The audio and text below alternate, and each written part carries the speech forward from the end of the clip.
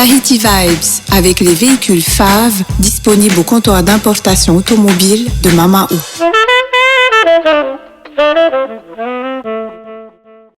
Yaorana et Maeva sur Iti FM, chers auditeurs. Alors, cette émission Tahiti Vibes, elle est là pour mettre en avant tout ce qui fait vibrer notre Fénois. Et ce qui fait vibrer notre Fénois, c'est aussi la solidarité. Alors, pour parler justement de cette solidarité, on va parler d'un engagement, d'une association qui s'appelle les Marraines de Tahiti, qui depuis 22 ans œuvre à soutenir un foyer historiquement, mais on va le voir maintenant, il y en a pas qu'un, il y en a au moins deux. Et pour ce faire, on accueille Christine Brovelli, Yorana. Yorana Valérie. Donc tu es la vice-présidente, je disais, de l'association Les Marraines de Tahiti. C'est ça. Et donc tu viens nous parler d'un événement donc qui va avoir lieu prochainement du 26 au 28 novembre, qui est votre événement annuel, l'exposition. Justement de tous vos partenaires, des artistes qui sont présents année après année, pardon. Mais ce que je voudrais en introduction, Christine, c'est que tu nous parles justement de cette association, comment elle est née il y a 22 ans. Alors cette association, elle est née donc oui, effectivement, il y a 22 ans par une Polynésienne de cœur qui fabriquait des meubles, qui faisait de la menuiserie en passion, à côté d'un autre métier. Et elle s'est dit pourquoi est-ce que je ne les vendrais pas au bénéfice de quelqu'un. Donc au début, elle a œuvré pour la Croix-Rouge, puis elle a rencontré le père Christophe qui lui a parlé du foyer de Maïna qui s'appelle Maïnignora, où il y avait des jeunes filles et des bébés. Qui accueillait des jeunes filles et des bébés, et elle s'est dit je pourrais peut-être fédérer autour de moi d'autres artisans. Donc ça a commencé chez elle modestement avec des amis, et puis ça a grossi d'année en année, et on en est là 22 ans plus tard. Voilà. Donc c'est vraiment une belle image. Oui, c'est un bel engagement. Oui, c'est un bel engagement. Alors concrètement, votre événement annuel, ça permet de lever des fonds pour subvenir maintenant aussi à un deuxième foyer qui est à Paia, c'est ça? C'est ça, c'est un foyer qui est à Paia, mais qui n'accueille que des jeunes filles. Il n'y a pas de bébés dans ce foyer. Alors justement, votre action, c'est de les accompagner dans le quotidien un peu. De quelle façon? Alors en fait, ces jeunes filles sont dans les deux foyers, placées ou judiciairement ou ou socialement, et donc on essaye d'apporter des choses pour améliorer le quotidien de ces jeunes filles qui sont toutes adolescentes et à qui on essaye d'offrir des activités de leur âge. C'est-à-dire que on peut participer au paiement de permis de conduire, de vêtements, de soutien scolaire, d'activités artistiques, de sorties. Principalement voilà pour leur apporter un petit peu plus de confort et puis un petit peu plus de distraction. Voilà, on vient en complément des actions propres au foyer où là elles sont encadrées par des éducatrices, des monitrices, etc. Oui, vous êtes vraiment là comme mécène pour améliorer le quotidien de ces foyers. Vous n'êtes pas là pour les administrer, on le répète. C'est ça. Et il arrive aussi, par exemple, que ces jeunes filles se sentent prêtes à 18 ans et légitimement envie de prendre leur envol lorsqu'elles sentent qu'elles ont été bien coachées. Et puis elles retournent dans leur famille et quelquefois ça se passe mal. Donc du coup, on est là aussi pour après, si elles ont besoin à nouveau de trouver un logement, de trouver une école, une voiture, etc. On peut participer aussi à ces recherches. Alors, en 22 ans, ça fait quand même énormément de jeunes aidés. Je me posais comme ça la question en t'écoutant. Est-ce que du coup, il y a des jeunes qui se sont tournés aussi vers l'associatif à leur... tu le sais peut-être pas, hein, mais au niveau de votre association à vous, vous avez des jeunes qui sont toujours là, avec qui vous êtes toujours en contact ou qui sont peut-être venus vous rejoindre? Alors, lors de l'exposition, les jeunes filles des foyers, elles fabriquent des choses. Donc, elles viennent impliquées. Elles sont présentes, elles viennent les vendre. Voilà. Et ça, tout le bénéfice leur en revient.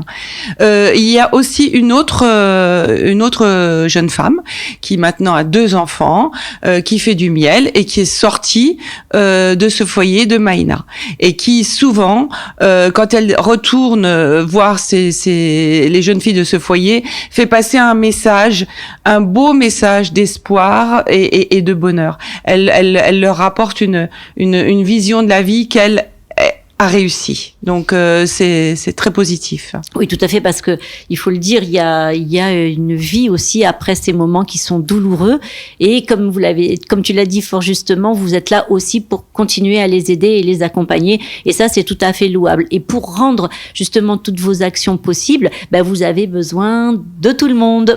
On a besoin de lever des fonds. Ouais. Malheureusement, tout passe par là, hein.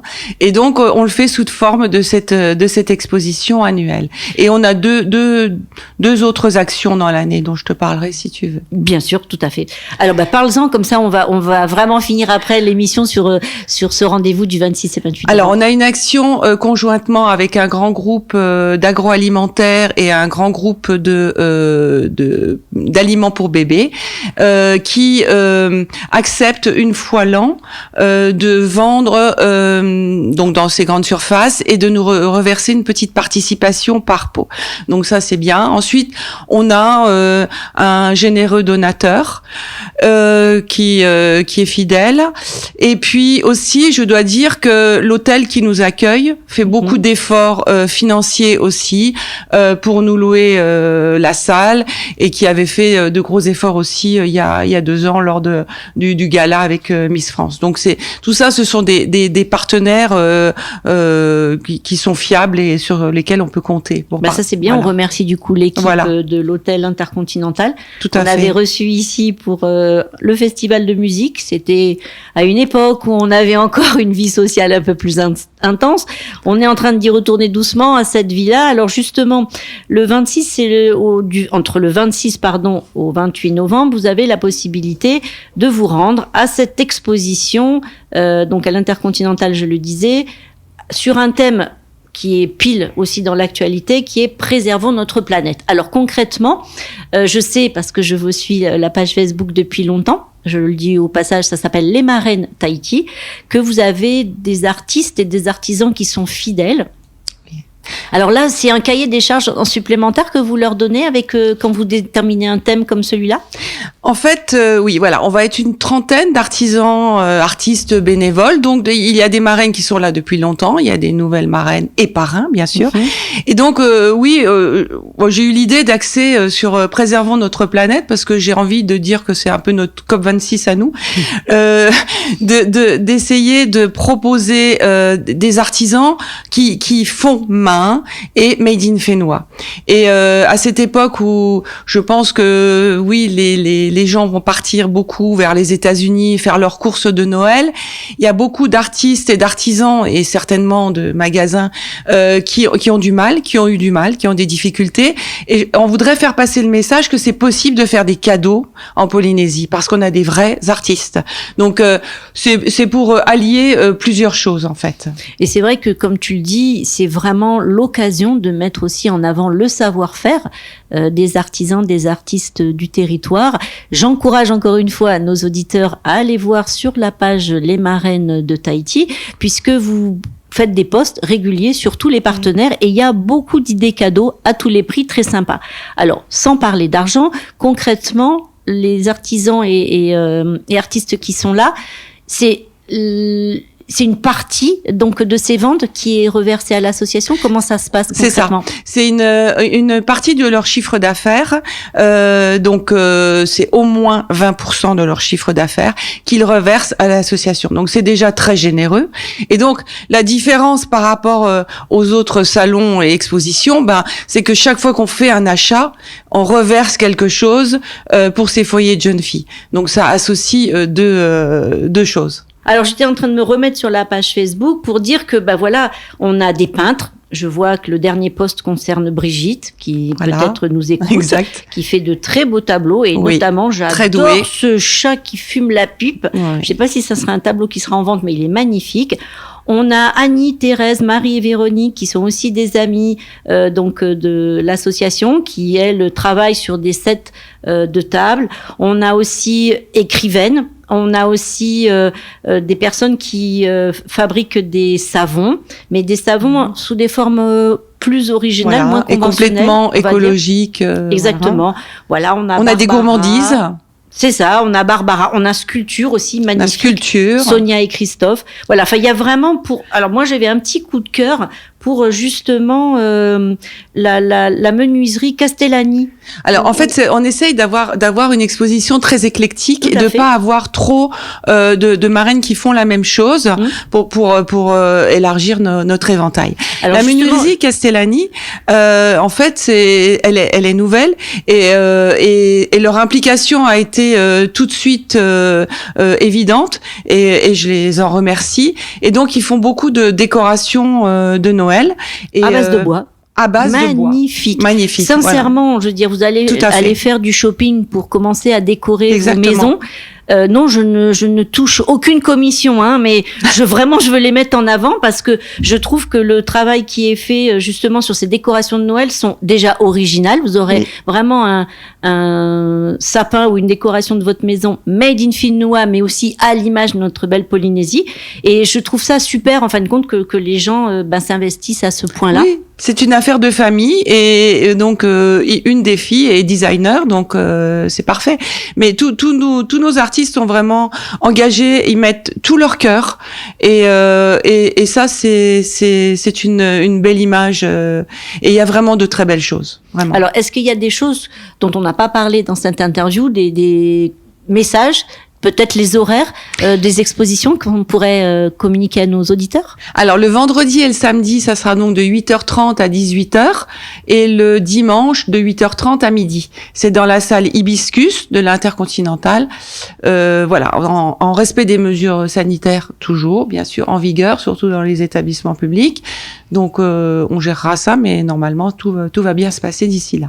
Bon écoute, on va encourager nos auditeurs donc à rejoindre l'hôtel Intercontinental du 26 au 28 novembre aux horaires donc que tu nous as indiqués pour avoir aussi un achat généreux, un achat responsable, œuvrer justement pour l'avenir de ces jeunes filles et donc de leurs bébés qui sont ni plus ni moins que l'avenir de notre Fénois, faut pas l'oublier. Tout à fait. Ces jeunes filles, lorsqu'elles sont au foyer, elles ont besoin de se reconstruire. Elles ont l'aide de psychothérapeutes, de monitrices, d'éducatrices. Et fort de ça, elles, quand elles sortent, elles doivent normalement être armées pour construire leur vie. Donc voilà, c'est donc participer de façon indirecte justement à améliorer leur quotidien, leur donner de l'espoir, c'est ce qui nous fait tous aussi avancer, l'espoir que demain ça sera mieux et meilleur et c'est ce qu'on leur souhaite à toutes ces jeunes filles et à ces petits bébés. On souhaite aussi à l'association Les Marraines de Tahiti vraiment une belle édition 2021 parce que du coup l'année dernière ça a fait plouf, comme pour beaucoup de choses. C'est ça. Donc qu'est-ce qu'on peut dire à nos auditeurs pour les motiver? Un dernier petit message. C'est que chaque visite, chaque achat est suivi d'un don. Donc c'est vraiment et puis on peut y rencontrer les gens qui travaillent dans les foyers puisqu'elles viennent exposer. Donc on peut aussi communiquer avec eux et voir quels sont leurs besoins aussi. Moi je récolte aussi des vêtements pour bébés que je peux porter. Il y a des gens dans l'association qui font un peu de soutien scolaire, d'autres qui plein de bénévoles en fait. Voilà, qui proposent d'aller apprendre à faire un gâteau au chocolat ou je sais pas, quelque chose comme ça. Donc tout est bon à prendre en fait. Hein. Tout à fait. Il faut être solidaire, il faut apprendre à donner parce que ce que l'on sème aujourd'hui, c'est ce qu'on le récoltera demain. Donc si vous avez envie, chers auditeurs, de vous inscrire dans cette démarche d'un Noël aussi féerique pour tout le monde et puis une bonne action, rendez-vous du 26 au 28 novembre donc à l'hôtel Intercontinental avec l'association Les Marraines marraines de Tahiti. Toutes les informations, vous les retrouverez sur leur page Facebook. Et évidemment, cette interview, chère Christine, on pourra la retrouver sur notre page Facebook en replay. Merci beaucoup Valérie. De rien, comme ça vous pourrez aussi partager le lien, comme ça les gens pourront venir voir ce qui s'est dit sur notre plateau. Voilà. Chers auditeurs, on vous remercie d'être fidèles. On espère que cette émission vous aura apporté les informations que parfois on ne sait pas où chercher, et puis vous donnera envie surtout d'être solidaires. On vous souhaite à tous une super journée. Prenez surtout soin de vous dans cette période. Allez, Nana. Merci beaucoup. Tahiti Vibes avec les véhicules FAV disponibles au comptoir d'importation automobile de Mamaou.